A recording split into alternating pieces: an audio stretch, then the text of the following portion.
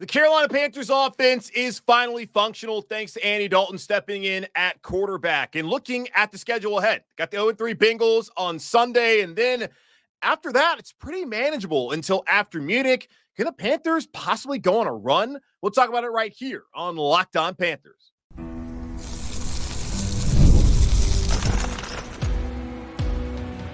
You are Locked On Panthers, your daily Carolina Panthers podcast. Part of the Locked On Podcast Network, your team every day. Welcome into another edition of the Locked On Panthers podcast, a part of the Locked On Podcast Network. I'm your host, as always, Julian Council, talking Carolina Panthers with every Monday, Tuesday, Wednesday, Thursday, and yes, of course, Friday, your team every day. That's our motto here on the Locked On Podcast Network. Subscribe or follow the show for free on YouTube or wherever you listen to your favorite podcast. And be sure to follow me, Julian Council, on Twitter at Julian Council, where on Wednesdays, I answer your weekly Wednesday mailbag questions right here on the show. All you got to do is either at me or DM me to get those questions in for next week's edition of the weekly Wednesday mailbag right here on Locked On Panthers. Today's episode of Locked On Panthers is brought to you by FanDuel. Place your first $5 bet and you'll get started with $200 in bonus bets guaranteed. Visit FanDuel.com to get started today. Before we get started today, just want to send out all my best wishes for everyone out there here in the Charlotte area, the Carolinas, and across the Southeast as we are dealing with Hurricane Helene. I've seen a ton of flooding. No trees are falling down, all of that. Actually, my mom called me this morning and told me that a tree apparently fell on the house. Now, it's not that bad. It looks like a little bit of roof damage. One window was broken. Doesn't seem to be anything where, like, the entire tree is, like, in the living room. Like, that's not the case. So hopefully that will be okay. She's all good. So happy to hear that that's not serious, but also, like, damn, dude, hate hurricanes. Happens all the time here in the Carolinas. Every single year people lose their homes. Hopefully that's not the case. I'm sure probably going to be some significant damage for a lot of folks. So hopefully everybody is happy, they're whole, they're well. So just putting out those good thoughts for everybody out there as we deal with the hurricane, and we're dealing with hurricane season. Probably that could be the last one we have, and hoping for all the best moving forward. But today, it's Friday. What do we do on Fridays? We talk about the keys to victory. And last week, what did the Carolina Panthers do? They listened to my keys to victory. So hopefully they'll listen again as they welcome the 0-3 Bengals to Bank of America Stadium on Sunday. Key number one: someone not named Diontae Johnson needs to step up at wide receiver. We found out earlier this week that Adam Thielen is going on injured reserve for a hamstring injury that was suffered in that win against Las Vegas. Just a beautiful dime that Andy Dalton threw to him, that touchdown, and then Adam held his leg.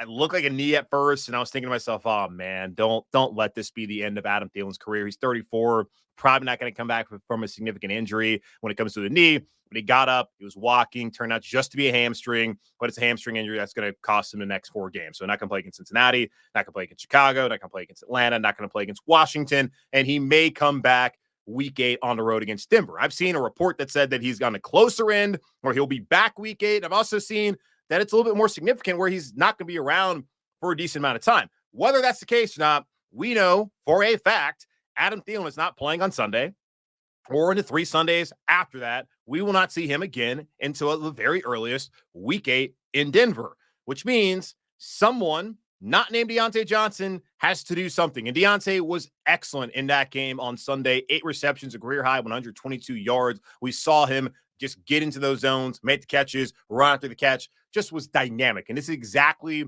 why the Panthers traded for him. We thought that he was here to work with Bryce Young, but turns out he's actually here to work with Andy Dalton as he goes through his late career renaissance with Dave Canales as the head coach and play caller here in Carolina instead. Now, Diontae, a little injury situation of his own. He had a groin that popped up earlier in training camp that kept him out for about a week, and then that apparently popped up again on Thursday. But it seems like it may be more of just the weather and the lack of an indoor facility that kept him out of practice. As he spoke to the media, he said, I'm good. I'll be ready to go Sunday. He just didn't want to put himself out there because the Panthers, as we all know, do not have an indoor facility. It sounds like they were inside the stadium on the field turf. Then they went out to the practice field where they have grass. Either way, he was not feeling it, was not going to risk injury. And I totally get it. He's a professional who is in a contract year, wants to get paid big time money for the second time. Once we get to March, he's not going to risk getting injured. and potentially losing some future revenue because of the negligence of a billionaire owner and David Tepper not having a indoor facility. And we know what happened in Rock Hill. They used to have the bubble. They were trying to get a field house ready to go. And that, of course, has not happened. It will happen after the season's over. That does not help them right now. There's no ballroom practices like we used to have with Jerry Richardson as the owner. They just practice in the rain outdoors, which can be beneficial, but also it can be a detriment to what they're trying to get done on a week in and week out basis. So that's something to watch. But right now seems to be more of, I'm not going to risk injury because the owner is too cheap. Either way, someone not named Diontae Johnson, primarily Xavier Legette and Jonathan Mingo, need to step up on Sunday and in the ensuing weeks until Adam Thielen comes back. And the hope is when Adam Thielen comes back, the Panthers can have a three-headed monster at the least at wide receiver. I would hope it would be Diontae Johnson, Adam Thielen, and then Xavier Legette. And I'm sure a lot of y'all are in that same boat. The Panthers drafted him in the first round for a reason. They moved up for a reason, and we saw that reason last week, the 35-yard catch and run against the Raiders. We saw the explosives that we saw last year at South Carolina, which led the Panthers to get him in the first round. So far, Legette has 6 receptions for 77 yards. Mingo has 6 receptions for 59 yards, and you can see the difference between a player who can do something with the ball after the catch, where another player, Mingo, doesn't really do much. But still, this is an opportunity for not just Legette, but for Mingo to step up and to show what he can prove and do. As we saw back when he was at Ole Miss, he primarily played in the slot. Who's been playing the slot here in Carolina the last couple of years, or last year and this year so far? Adam Thielen. Now maybe Mingo can step into that role and he can be more of a better fit, and we can see what he was able to do at Ole Miss under Lane Kiffin here in the NFL. So that's an opportunity for him, but really we're looking at this as an opportunity for Legette to step up and to show why the Panthers took him in the first round and to start to build towards the future with him as that possible number one wide receiver, whether Diontae Johnson sticks around or not following this season. Legette is the guy that they have hopes to be a long-term weapon on the outside here in Carolina. So one of those two needs to step up. You also have Jalen Coker, who I would expect is probably, I guess he'll be their 5th wide receiver. So he's probably going to be available. I don't think they're only going to go out there with 4. So he'll be available. Maybe they decide there's somebody else that they want to elevate off of the practice squad on Saturday, the play on Sunday. We'll find out about that. There's really only 2 options of looking at. David Moore could be another one, but really it's Legette, it's Mingo. Those are the 2 guys that got to step up. Number 2, run defense.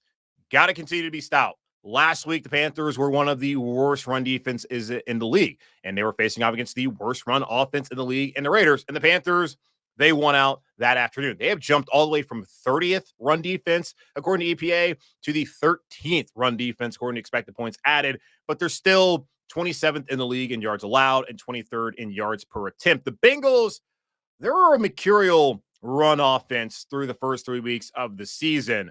EPA has them as the number 2 run offense in the NFL, but looking at just the basic stats, they're 28th in the NFL in rushing, and then they're 31st in just rushing attempts.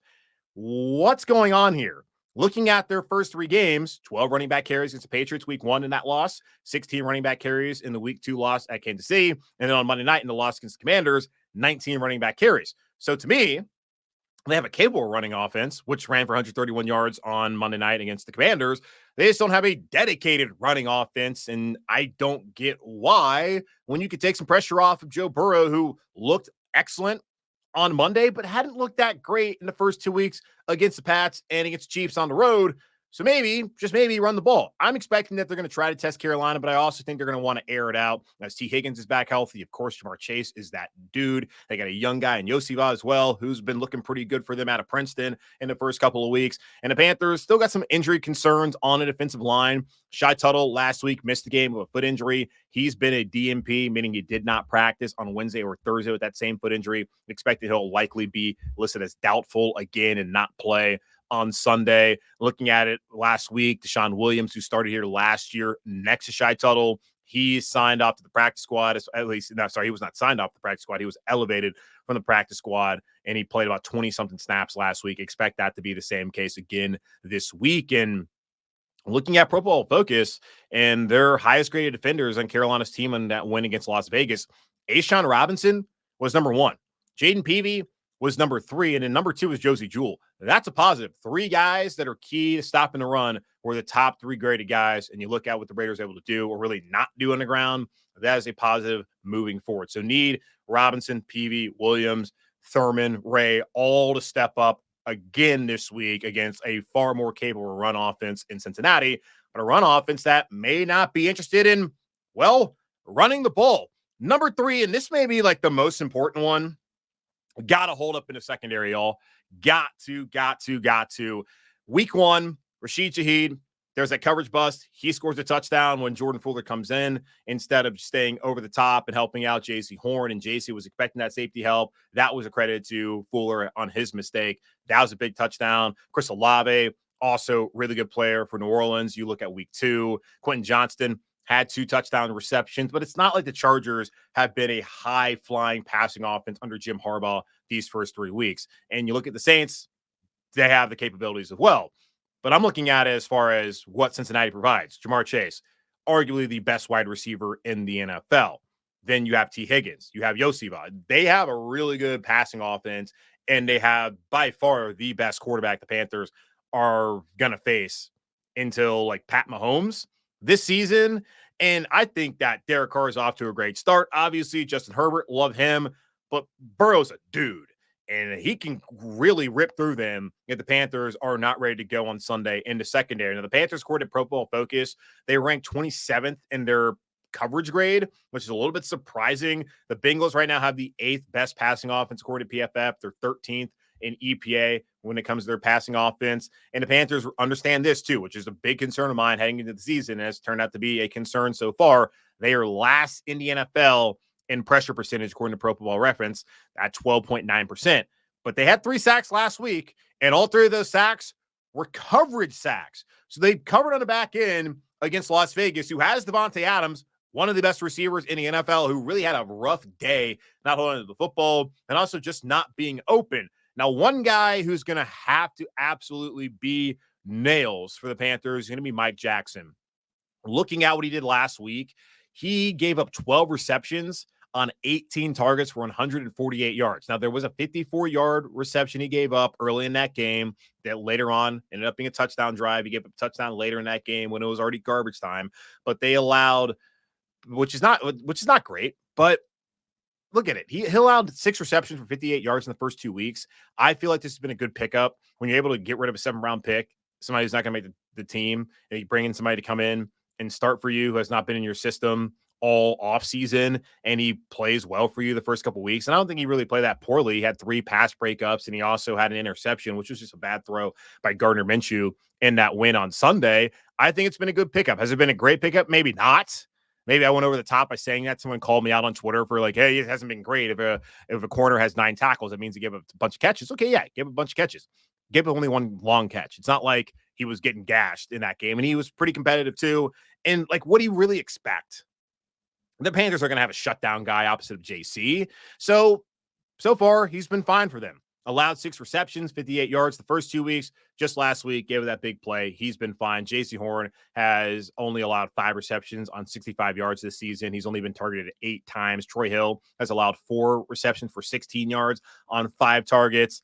They have been solid on the back end so far, and they're going to be without Jordan Fuller for a couple weeks, as well as he hurt his hamstring in that game. He's on IR. Nick Scott and Xavier Woods are considered starters as well. Jero Vero said this back in the offseason. He felt like he had 3 starters at corner, or at safety rather. Fuller, he's going to miss time, but big spot for the Panthers secondary to show how improved they are from a year ago, and that they can actually be able to hold up against one of the better receivers in the NFL again, but also one of the better number 2 receivers in the NFL in Tee Higgins, and of course against Joe Burrow and this passing offense of Cincinnati on Sunday. So got to hold up in the secondary, got to continue to have stout run defense coming back from a week ago and coming off of a week ago. And then someone outside of Diontae Johnson needs to step up for the Panthers to win this game on Sunday.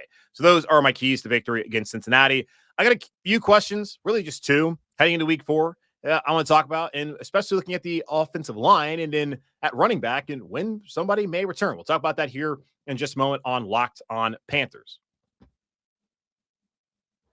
With Robinhood Gold, you don't need a silver spoon to eat up the financial favors of the 1%. Robinhood Gold allows others to get the rates and perks usually reserved for the high society. Now, their sourceful individual, Robinhood Gold, can earn a very liberal rate of 4.5% APY on uninvested cash, receive unlimited 1% deposit bonuses, and be rewarded with a handsome 3% retirement boost on an IRA account. Robinhood Gold provides the privileges of a high net worth for any net worth. These generous benefits are now available for only $5 a month. The new gold standard is here with Robinhood Gold. Sign up at Robinhood.com/gold. Terms apply. For product-specific disclosures, visit Robinhood.com/gold. Investing involves risk. Rate may change. Gold membership is offered by Robinhood Gold, LLC. PrizePicks is America's #1 daily fantasy sports app with over 5 million active members. PrizePicks is the easiest and most exciting way to play daily fantasy sports. Unlike other apps on PrizePicks, it's just you against the numbers. All you do is pick more or less on 2 to 6 player stat projections and watch the winnings roll in. You can now win up to 100 times your money on PrizePicks with as little as 4 correct picks. I'm going to give you one pick for free. One Caleb Williams passing yard gets you one win on PrizePicks every week in September. That's right. Only 1 yard gets you an automatic win every football weekend in September. 4 weeks of free W's. Don't miss this deal on PrizePicks because it's gone when September ends. Download the PrizePicks app today and use code LOCKEDONNFL and get $50 instantly when you play $5. That's code LOCKEDONNFL on PrizePicks to get $50 instantly when you play $5. You don't even need to win to receive the $50 bonus. It's guaranteed. PrizePicks, run your game. I have 2 questions heading into this week 4 matchup against Cincinnati as we look at the 1-2 Panthers and a potential where maybe looking at the schedule ahead, they could go on a run. Talk about that more in just a moment, but looking at things here with the offensive line, I felt like coming into the season that Carolina was in a better spot than in the past, particularly last year, to take on offensive line injuries. Now, you don't want to have a plethora like last year, 7 different left guards, 8 different right. We can't have that again here in Carolina. But you can miss a player for maybe a week or 2 because they have players like Chandler Zavala, who started last year, did not play well, but still has starting experience in the NFL. Brady Christensen was the Panthers starting left guard to begin last year and was starting left guard all the season prior and has played all over the offensive line. Josh Nijman, who they brought in to be the swing tackle, has also started. So if they saw any injuries, I felt like this offensive line still would have success, unlike last year where they had to go to a bunch of guys who were inexperienced and just not ready to play.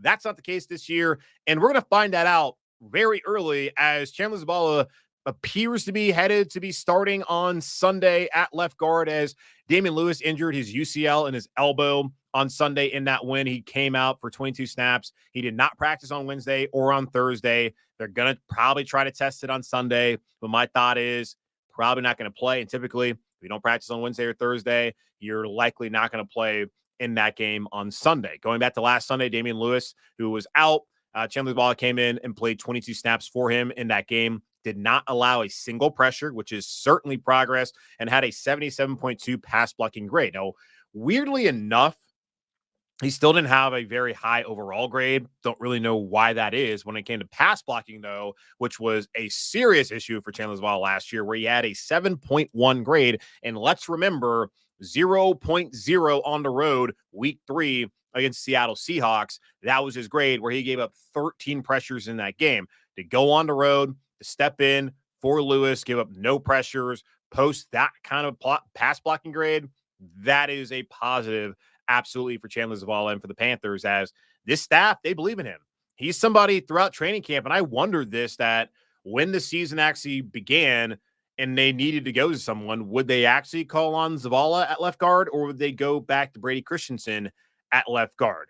And it turns out the guy who repped that left guard throughout the preseason and training camp, that being Chandler Zavala, is the guy they went to when the game started at left guard, and now he's in that spot again, potentially on Sunday to start there. So that is going to be something to monitor, as that would be a positive development for the Panthers, as they're going to need depth moving forward. And the way the contracts are, like Damien Lewis is who they want to be their starting left guard for the next 2 seasons at least. And then, of course, Robert Hunt is who they want to be their starting right guard for the next 3 seasons at least. Now, yes, he signed a 5-year deal, but they can get out of it after not this year, but there's 2 more years left on it, really, that they have to have him here. And in the same kind of case with Damien Lewis, after next season, they could move on if they wanted to. And it's possible they'll have an opportunity to do so, but probably not when it comes to Chandler Zavala, as they did spend all that money for Damien Lewis. Either way, good spot to be in where you have somebody who has progressed, who's developed, and can also said this is a developmental organization. When speaking of Bryce Young being benched last week, we're possibly seeing it right now at the guard position on the offensive line with Chandler Zavala likely to start at left guard on Sunday. Another question, what will be Jonathan Brooks' role once he's healthy? Dave Canales has asked about a lot of the guys who are currently on the non-football injury list, which is Jonathan Brooks, who are on IR and on PUP, and whether they would be ready to go next week, as none of their windows have been opened up. Now, there's a 21-day window where they can get ramped back up, start practicing, and they have to come off of IR or whatever list they're on by that 21st day, or they're done for the season. And that has not been opened up for any of them so far. There's a hope that Dane Jackson maybe could be ready to go, as Mike Jackson has clearly taken over that number 2 spot, but it'd be nice to have another seasoned corner who can come in there and help the Panthers out. And we'll see what it works out. I mean, how things play out. But right now, running back, they're not necessarily missing Jonathan Brooks. And even when he comes back, it feels like it's going to be Chuba Hubbard's role. My guy, Mike K of the Charlotte Observer, did bring up some interesting bullet points over on Twitter earlier this week, saying that Brooks has not taken a team rep or a live hit since November when he was at Texas before he tore his ACL. There is a 21-day practice window to rub injured players, and I'm guessing the Panthers are probably going to want to use that entire practice window for a player that they're not going to rush back. And remember this, when the Panthers drafted Brooks, and this is what Mike is saying, they said he was going to be ready to go for camp. Ian Rappaport came on and said he'd be cleared by July 1. He was not ready to go for camp. He is not ready to go right now. He's on NFI and he's missed the first 4 games. And we don't really know when he's going to be ready to go. And from my understanding, he's not really been out there on the practice field working with anyone. So we'll see. And Chuba Hubbard's playing great. Right now, he's second in the NFL in rushing success rate at 67.6. And when you have somebody running that ball, running the ball as well as Chuba is, do you want to replace him? And I put out a tweet on Sunday, like, we're getting a look at what Jonathan Brooks is going to look like. I wasn't saying like this year. I was saying like next year when Chuba's gone and when Miles Sanders is gone, when he's the lead back. And this also kind of gets to a point that I've sort of made, and I think y'all have made as well. Did the Panthers really need to draft Jonathan Brooks this year? I totally get wanting to draft for the future, but are you really wanting to lose a year of this guy's rookie contract when clearly when he comes back healthy, it's Chuba's role to have, unless Chuba's injured. And then like Miles Sanders is here as well. Like, you don't need him this season. So why waste a year of his contract with him basically rehabbing all season long when you have Travion Henderson and Quinshon Judkins out of Ohio State are going to be available in the draft coming August or April. You have Ashton Jeanty out of Boise State, who looks like the top back. You have Amarian Hampton at North Carolina and Ollie Gordon Jr. at Oklahoma State. Like, why draft a running back in a weak running back class when there's one with a bunch of really good backs coming up in April? That's a question that I think is worth asking Carolina, but they like Jonathan Brooks. Just doesn't feel like we're going to see much of Jonathan Brooks until next season, but all this is really meaningless until he's out there on the practice field and they open up the window. So we'll see what his role will be once he's healthy, but it feels like we're not going to see him play much of a role until this time next year in 2025. So there's 2 questions I had heading into this game. The Panthers are 1-2. They have a quarterback now in Andy Dalton and a defense that stepped up last week. We'll see whether that defense is truly improved or if it's just the Raiders being the Raiders, but they have a winnable schedule ahead. And could the Panthers possibly go on a run here? We'll talk about that here in just a moment on Locked on Panthers. Hey, NFL fans, you can start the season with a big return on FanDuel, America's #1 sportsbook. So when you get a hunch in the middle of the game, you can check out all the latest stats, view live play-by-play, and so much more on the same page where you place your bets. And when you do, you'll get started with $200 of bonus bets guaranteed when you place your first $5 bet. That's FanDuel.com, America's #1 sportsbook. There is newfound hope here in Carolina now that the offense is functional thanks to Andy Dalton and an improved offensive line, a running game that finally we got to see some stubborn nature about that running game last week in that win against the Raiders, and a dynamic receiver on the outside, Diontae Johnson. Talked about earlier, Adam Thielen for the next 4 games. Going to need Legette, Mingo, Moore, Coker, someone's got to step up. Primarily, Legette and Mingo got to go out there and help the Panthers in that pass game and not make it to where it's just Diontae Johnson and we're dealing with what we dealt with last year. But Diontae Johnson in that role instead of Adam Thielen is still an improvement from last year as far as if there's only one receiver you can depend on, because I think he is a far more dynamic receiver than Adam Thielen, but still someone else has got to step up. Looking at the schedule ahead, y'all, if the Panthers offense, like Andy Dalton's not going to throw for 300 yards every Sunday. He's not going to throw for 3 touchdowns either. If Dalton can be a consistent, I don't know, let's say like 250 touchdown here or there kind of guy, like he's going to give the Panthers a chance to win. So with the run game as well, defensively, that's like my question is, are they going to be able to stop the run moving forward? And are they going to be able to hold up in the back end? Like JC's been great. Troy's been great. Mike Jackson has been solid for what expectations really should be for a guy coming in as late as he came with that trade. I just think overall, there's just still a lot of question marks about just how good this defense actually is. Where Gerald Rivera, I think, is a great coordinator. It's just the pieces that he has, how much talent is really on that defensive side of the ball. But we did see a defense that I think was more akin to what we're used to seeing here in Carolina on Sunday. Will it carry over when they play the Bengals on Sunday and moving forward? We will see.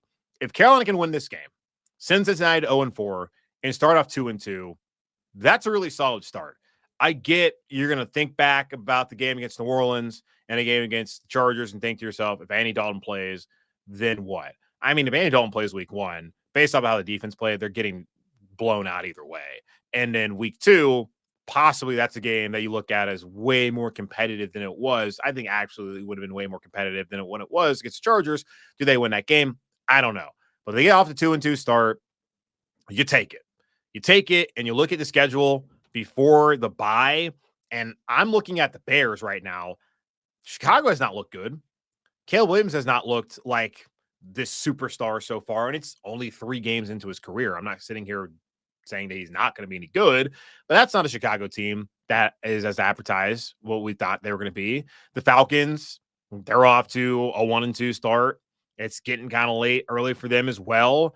And I mean, Carolina at home against Atlanta, that's a game they could win. The Commanders look fine. Defensively, there's a lot of questions there. Offensively, Jaden Daniels is a stud from what I saw on Monday night. At the Broncos, bounce back win for them on the road this past week against Tampa, but Bo Nix really did not look good the first 2 weeks. We've already seen the Saints before. That game coming at home. And then the Giants in Munich. Who of those teams, who can Carolina not beat? I can't sit here and say there's not a single one of them that they can't beat. Now, they got to play much better on defense, and I think they will by the time the Saints come around. They can absolutely beat the Giants. The Giants are no good. Absolutely can win at Denver, can win on the road at the Commanders, and they can win at Chicago. Now, 3 of the next 4 games after this will be on the road, and that's going to be a test. And really, look at after it's like 4 games on the road coming up because of the Giants game being in Munich. I think it's a home game, right, for the Panthers. But those are games they can win. And say you get off 2-2 start, looking at that, we got 1, 2, 3, 4, 5, 6. When you split that, you're not really happy, I guess, at 5-5, but you can be like 6-4 going into the bye week. And then you got the Chiefs at home, which that feels like a loss. I know Kansas City's not played well. The Bucks 2 times, try and split that. Eagles, Cowboys, Cardinals. There's wins out there. They got to stack them up early. Like these next 7 weeks are really important for this team to figure out what they're going to be heading into that bye week when that second half of the schedule is just brutal when you look at Kansas City. And I mean, Tampa, I think, is still a solid team. And Philadelphia, they haven't looked the best, but Eagles are still good. And Cowboys, I mean, they're still good. Like they present challenges for a defense that I still have a lot of questions about. But an offense now that can at least keep up and hold serve, that is huge for the Panthers heading into this week 4 matchup against Cincinnati and in the future. So we'll see how it plays out, man. They get off to 2-2 start, and Andy Dalton plays well again. It's going to be really hard for me to come up here and to be able to quell any sort of playoff talk that y'all are going to have because there is a manageable schedule ahead. So we'll see how things play out here in Carolina, but excited to see how things play out on Sunday when Cincinnati comes to town. But it's going to wrap up this edition of the Locked On Panthers podcast, part of Locked On Podcast Network, hosted by yours truly, Julian Council. Again, y'all subscribe, follow the show free on YouTube or wherever you listen to your favorite podcast. And be sure to follow me, Julian Council, on Twitter at Julian Council, where on Wednesdays, answer your weekly Wednesday mailbag questions. All you got to do is either at me or DM me to get those questions in for next week's edition of the weekly Wednesday mailbag. But in the meantime, be safe, be happy, be whole. As always, keep pounding. And I'll talk to y'all on Sunday. Well, I'll be live here on YouTube around 5 o'clock, breaking down the Carolina Panthers win against Cincinnati Bengals.